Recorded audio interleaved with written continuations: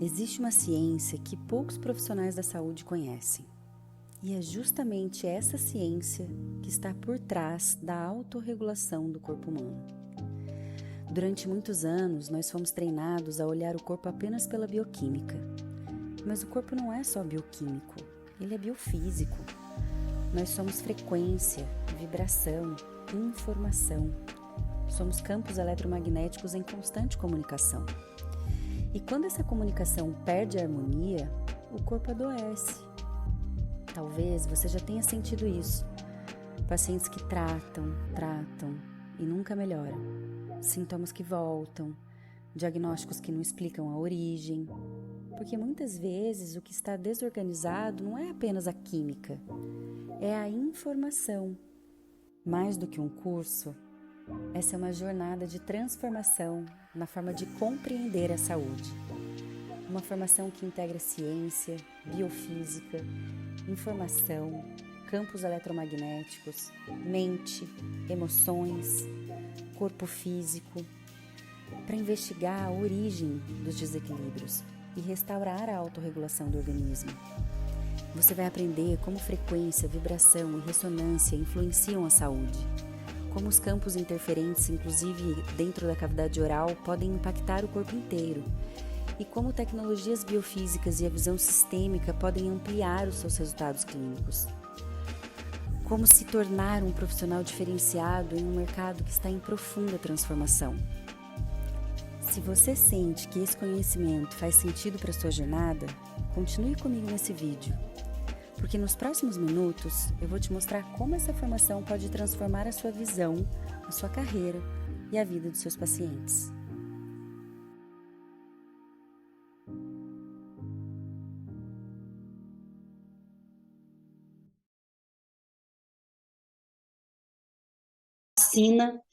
Que mudou a minha prática clínica, meu dia a dia clínico, tanto no diagnóstico como no plano de tratamento complementar.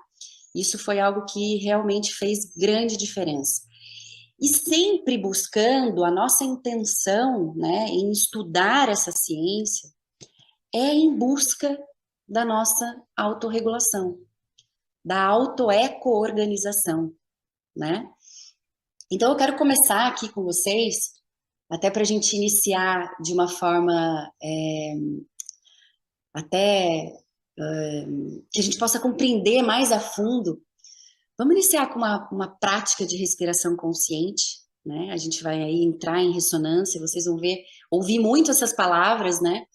A respiração ressonante, ela faz com que gere um fluxo de harmonia entre batimento cardíaco, a frequência cerebral, e é através da respiração, que é o nosso único mecanismo autonômico, de fato, que a gente pode assumir o controle, né? Não tem como a gente falar, para de funcionar um pouquinho aí, fígado, para um pouquinho, rim, não existe isso, né? Mas na respiração a gente consegue controlar. E a gente tem uma ferramenta incrível de autorregulação, porque em segundos isso já começa a acontecer.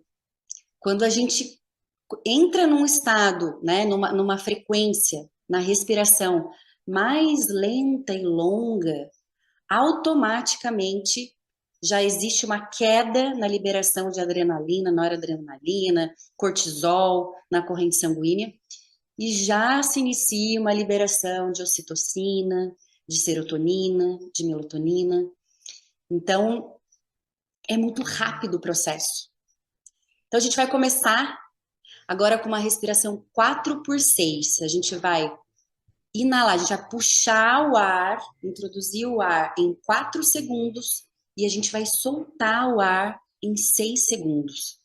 Esse tempo é a gente acessa ondas cerebrais em que a gente fica ligado, a gente está atento, mas a gente consegue baixar a adrenalina. Então, é um estado interessante para a gente poder ter uma assimilação maior do que a gente vai aprender aqui agora, tá bom?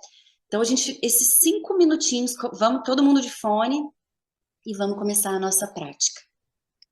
Vamos lá?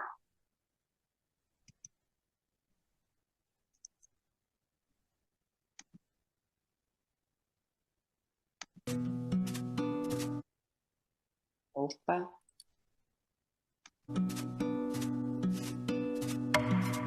Seja muito bem-vindo, seja muito bem-vinda.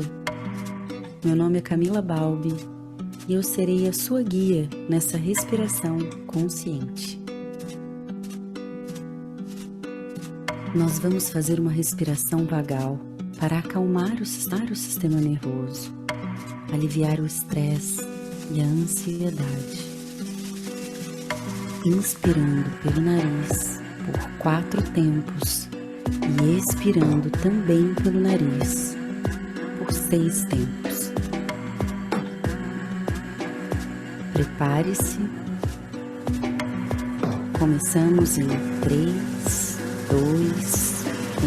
Inspira, 2, 3, 4. Expira, 2, 3, 4, 5, 6. Inspira, 2, 3, 4. Expira, 2, 3,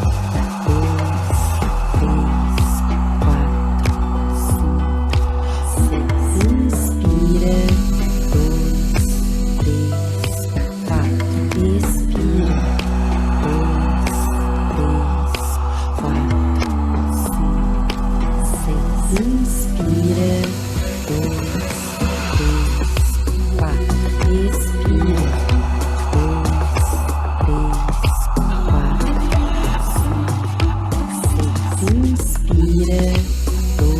5,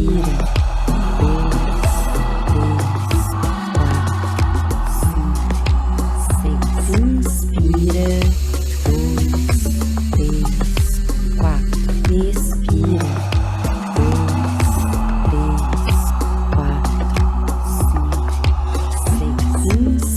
2,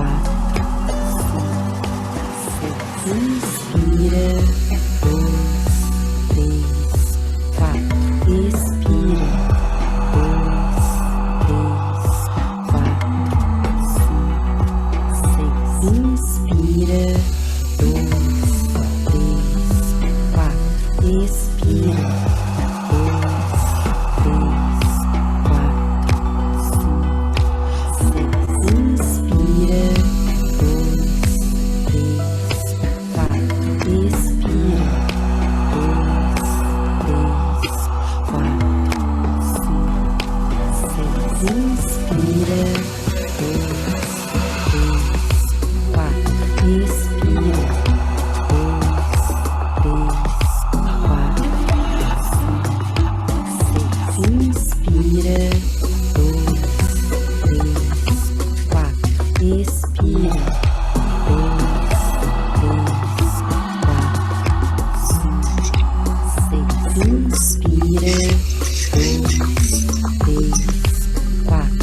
Respira.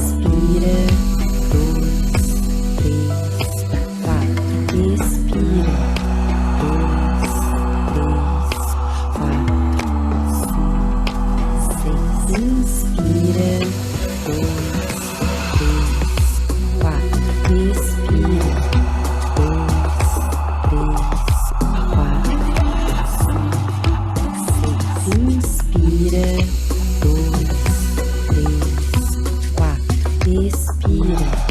2, 3, 4, 5, 6.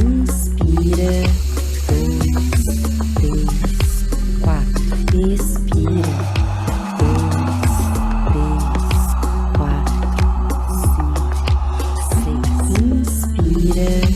2, 3, 4. Expira.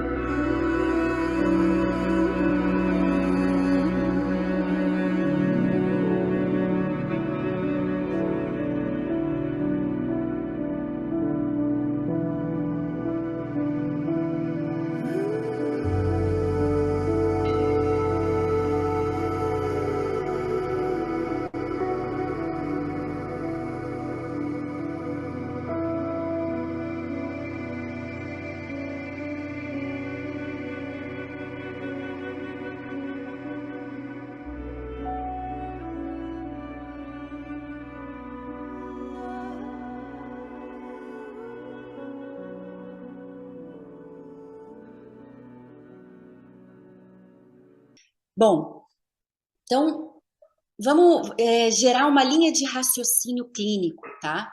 A gente vai iniciar na nossa primeira fase do tratamento, que a gente tem que pensar, o nosso foco vai ser limpar o terreno biológico.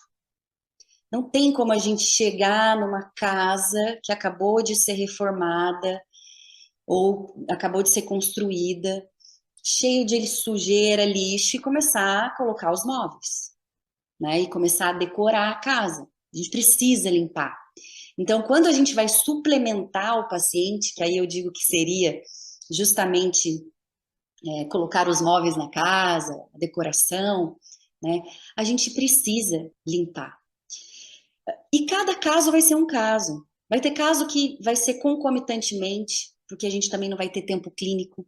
Vai ter caso que a gente vai fazer primeiro, sim, só uma neutralização dessas toxinas inicialmente, para depois a gente entrar com a suplementação. Mas vocês vão ver que a gente nunca vai avaliar o paciente só pela biorressonância, né? A gente vai agregar várias possibilidades, são confirmações diagnósticas, né? Vocês vão ver muito isso aqui. Então, quando a gente já tem, o paciente já entrega um exame bioquímico com muita alteração, uma vitamina D de 19, sei lá, né? Ou seja, claro que a gente tem que intervir. E a melhor via neste momento é a via endovenosa. Até porque a assimilação, a absorção, né, a digestão, para a gente poder suplementar a via oral, primeiro a gente vai precisar avaliar como funciona o trato gastrointestinal desse paciente. porque tem uma série de interferências nesse meio do caminho para essa absorção, né? Então, inicialmente, nessa primeira fase, a gente tem que, obviamente, preservar, a gente precisa deixar uma reserva metabólica para o paciente. Por isso, a gente vê aqui caldo de pé de galinha, caldo de osso, né? Aloe vera. Aloe vera é uma planta que dos 23 aminoácidos tem 19. Vitamina, minerais, é riquíssimo. A gente vai usar a zeólita, a gente vai usar o carvão ativado, a própria terra de atomácia que eu coloquei no grupo essa semana aí para vocês, acho que foi ontem, né? A gente vai usar possibilidades para neutralizar essas toxinas e fazer com que o nosso próprio organismo, nessa limpeza desse terreno biológico, consiga excretar essas toxinas pelas vias naturais de drenagem do nosso corpo. A principal delas, por sinal, é a respiração.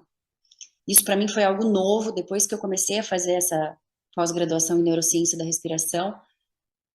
Eu não imaginava que a respiração, a exalação, era, assim, fazia parte da maior possibilidade de excreção de toxinas do nosso organismo. Isso para mim foi algo novo.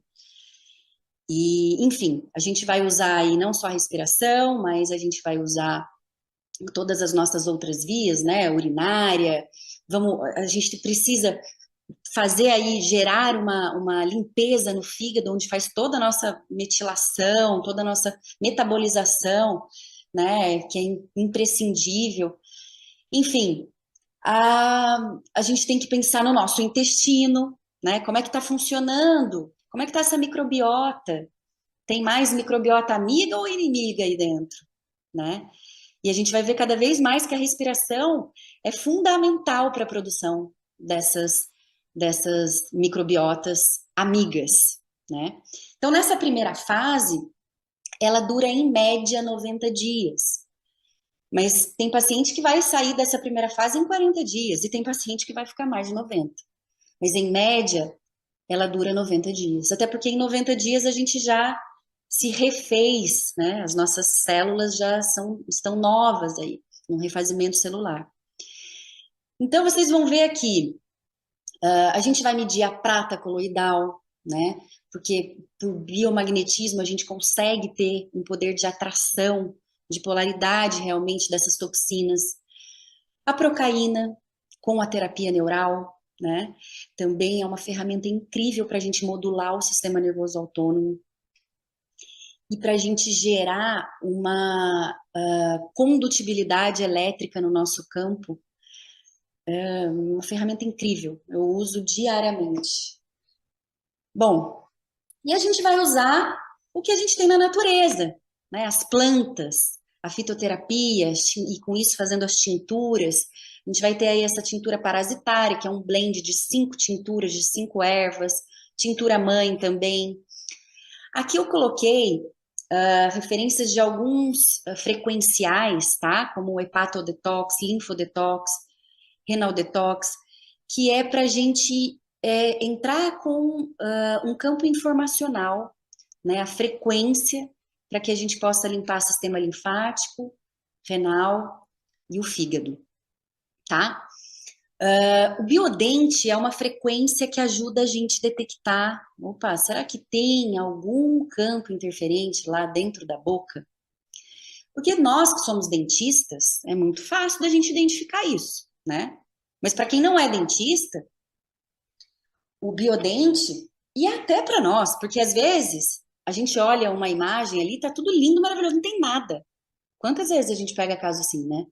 Mas o paciente tem sintoma. O paciente tem dor irradiante ou dor local, não importa. Então, também ajuda a nos guiar, a mostrar se existe algum campo interferente na região intraoral, no sistema estomatognático. O stamitox, ele é um frequencial que vai estar mais relacionado com os processos inflamatórios, gerando histamina, né? Então, o quelanthus é para a gente quelar metal, rantiver está mais relacionado com carga parasitária, o anti-leque com algumas alergias aí, por exemplo, a lectina, tá? Então a gente vai ter essas possibilidades de medição do campo. Depois a gente vai medir os alimentos. Quais os alimentos que roubam elétrons dos átomos que compõem as estruturas desse campo eletromagnético?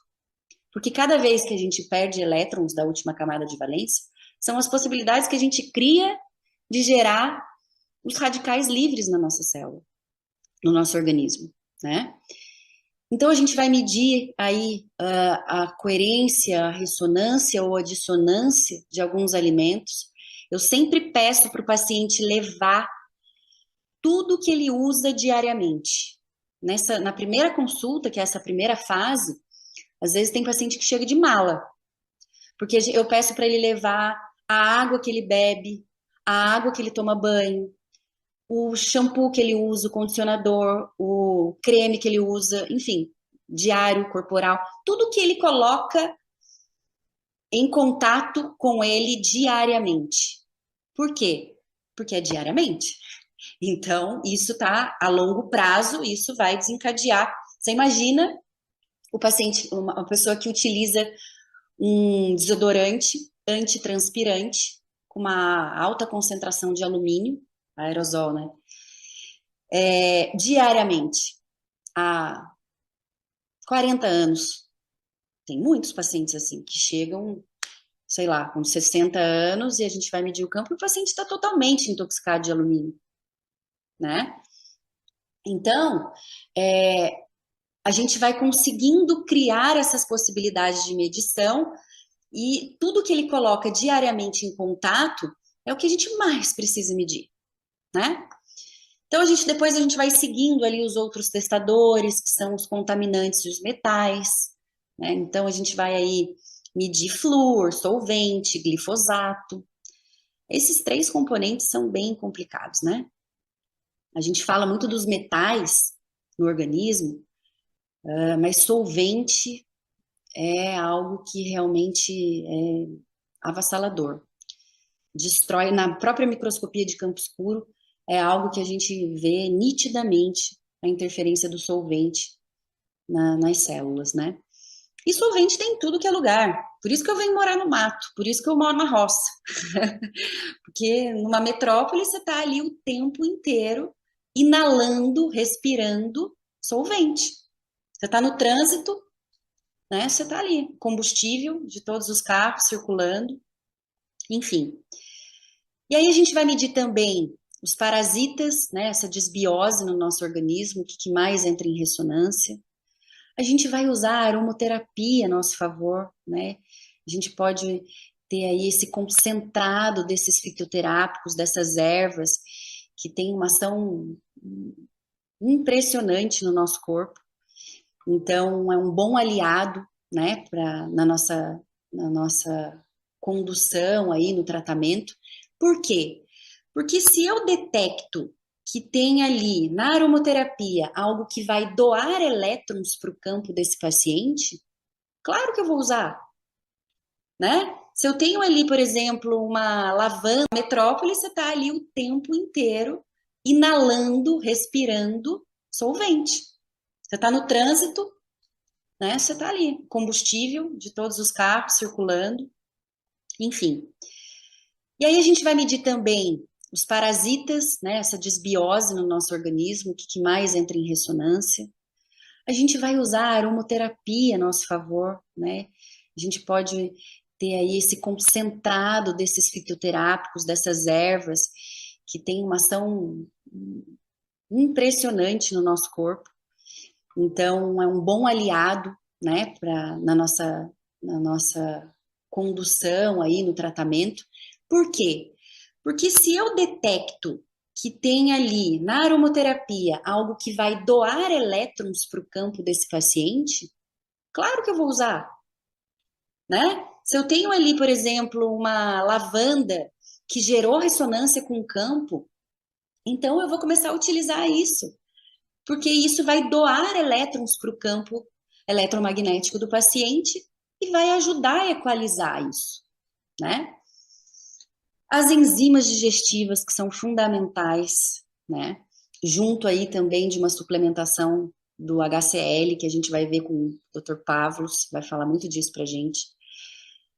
Mas as enzimas digestivas são fundamentais, justamente para que a gente consiga ter a absorção, a assimilação e a absorção dos suplementos que a gente vai depois entrar nessa segunda fase do tratamento de restituição da suplementação ortomolecular, tá? E aí a gente vai ter também aí os fitoterápicos para a gente testar. Nessa parte dos fitoterápicos tem aí também, vocês vão ver que a gente usa, junto com os chás e infusões, também tem alguns cogumelos, né? O juba de leão, o reishi também a gente utiliza aí. E tem algumas ervas da medicina tradicional chinesa, tá? E a gente vai testar uma coisa que é extremamente importante, isso faz grande diferença no tratamento, é qual é a via de absorção que tem mais ressonância com o paciente. Porque se é um paciente que tem uma disfunção gastrointestinal, por exemplo, muito severa, será que inicialmente a melhor possibilidade seria mesmo via oral? Ou eu posso iniciar esse processo primeiro por uma inalação de um veículo inalatório, ou um creme transdérmico, ou uma loção capilar, né? Sublingual. Então ele vai direcionando. A gente está vendo como a biorressonância ela direciona, ela cria um caminho para a gente. Ela vai nos guiando ali, né? E aí depois a gente vai entrar nessa segunda fase do tratamento, que a gente vai testar, inclusive, tudo que a gente testou na fase 1, tá? Porque vocês vão ver que vai mudar totalmente, porque o paciente já é outra pessoa. E a gente consegue observar e detectar se realmente ele está levando a sério o tratamento. Porque se a gente percebe que a gente testou alimentos na primeira fase e na segunda fase, opa, tá entrando as mesmas dissonâncias, tem alguma coisa errada. O paciente não está fazendo o que a gente está pedindo ali, não, tá? E aí a gente vai testar. Na primeira fase, a gente já pode testar glândulas, órgãos, tá? A gente testa, principalmente quando o paciente já vem com algumas queixas, né? Mas isso vai mudar muito. Na segunda fase é o mais importante de testar esses órgãos aí, tá? E depois, numa terceira fase, é que a gente vai entrar numa reparação e numa manutenção, tá? Mas envolve. Então, você imagina que, assim, quando o paciente faz uma biorressonância na clínica, geralmente, uma vez ao ano, ele faz o tratamento completo. E claro que não são todos os pacientes que vão aderir a esse tratamento, né? Mas a gente vai conseguir também utilizar essa ferramenta no dia a dia. Manual, né? Isso tem na plataforma. A gente até mudou um pouco ele, está atualizando ele. Depois já está sendo jogado na plataforma toda essa atualização aí para vocês, né? Mas a gente tem o manual do estojo sistêmico, tá? No estojo de odontologia, a gente vai medir, a gente vai detectar e observar, por exemplo, o paciente tem tratamento endodôntico, na tomografia não aparece nenhuma alteração, nenhum sinal clínico aparente de alguma lesão apical, por exemplo, né? Mas a gente vai poder medir essa microbiota endodôntica. Mas a gente pode medir, por exemplo, uma dose de ozônio. A gente pode medir o galvanismo. Será que neste paciente esse galvanismo está sendo relevante?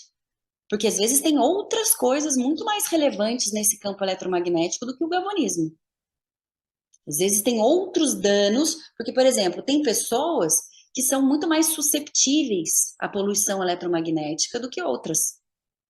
Claro que isso está diretamente ligada a, por exemplo, contaminação por metais pesados, porque a gente acaba virando uma antena.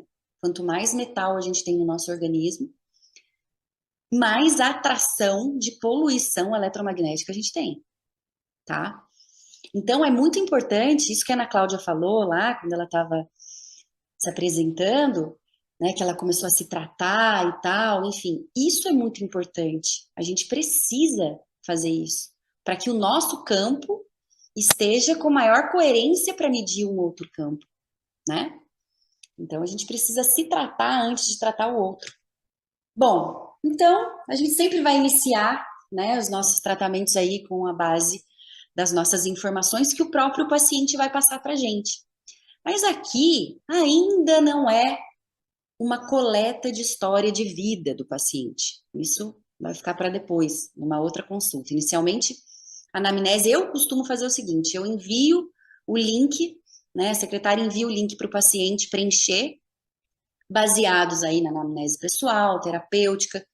Tem muita coisa aqui de medicina tradicional chinesa que me ajuda a ligar os pontos, né, a montar o quebra-cabeça, conceitos biofísicos e ortobiomolecular, tá? Isso também vai estar liberado para vocês na plataforma, tá lá, mas claro, e outra coisa assim, se vocês avaliarem essa anamnese e perceberem que na anamnese de vocês tem coisas que possam contribuir mais, coloca no grupo, e aí a gente já acrescenta aí também, tá? Porque é um link que todo mundo pode usar também, tá bom? E como a Ana Cláudia falou, né, sobre essa questão da linha do tempo. Para mim, isso me facilita muito, porque me dá um panorama. Quando eu monto a história de vida do paciente, né, juntamente com o que ele me passou, forneceu de dados na anamnese, mas depois com a coleta de história de vida desse paciente, a gente montar uma timeline mesmo, né, uma linha do tempo desse paciente, a gente começa a ter uma visão panorâmica e a gente fala, às vezes a gente fala assim, isso daí começou em tal época. Não, começou bem antes, né? Então isso facilita muito. Aqui é só um exemplo de um caso clínico para vocês, mas, enfim, só para a gente poder ir montando a nossa linha de raciocínio, porque agora a gente vai entrar numa parte mais filosófica, inclusive, né? Tem muita questão científica também, mas a gente vai entrar agora na geometria sagrada, a gente vai falar dos fractais, né? Da bioeletricidade. Então, eu queria fazer essa introdução para que vocês conseguissem fazer essa linha de raciocínio do que a gente vai ver agora e o que tem a ver com a prática do dia a dia com a biorressonância, tá bom?